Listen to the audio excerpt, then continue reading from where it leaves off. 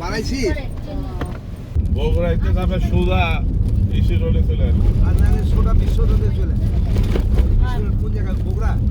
বগুড়া পার হয়ে হ্যাঁ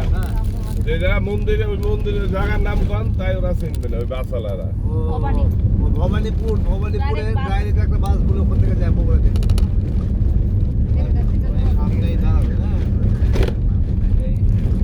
এই দাঁড়ায়